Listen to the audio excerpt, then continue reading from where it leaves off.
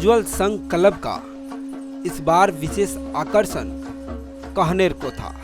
दुर्गा पूजा में अब कुछ ही दिन बचे हैं और पश्चिम बंगाल का सबसे बड़ा त्यौहार दुर्गा पूजा है। इस पूजा को लेकर तैयारियां शुरू हो चुकी है।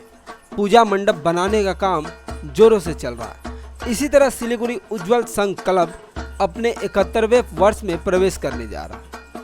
इस वर्ष उनकी थीम कहनेर कोथा है, जिसके जरिए कला को शहरवासियों के सामने पेश किया जाएगा। करीब 25 लाख रुपए की बजट वाली यह पूजा सिलीगुड़ी शहर का ध्यान खींचने वाली है। साथ ही मूर्ति मंडप के अनुरूप है। इसके अलावा मंडप की साज सज्जा और लाइटिंग में भी खास सरप्राइज रखा गया और इस पूजा मंडप का शुभ उद्घाटन 7 अक्टूबर को पूजा के चौथे दिन किया जाएगा।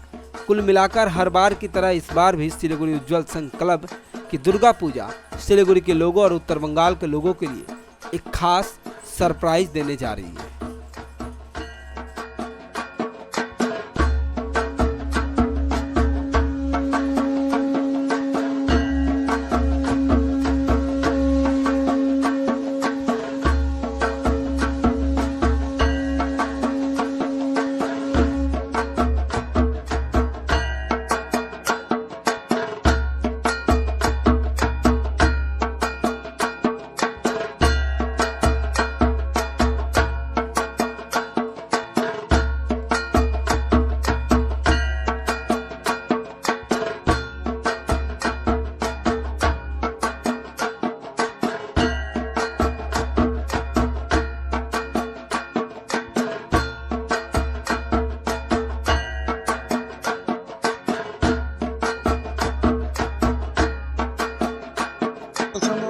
এবার 71তম বর্ষ। এবার থিম হচ্ছে कहनेर कथा।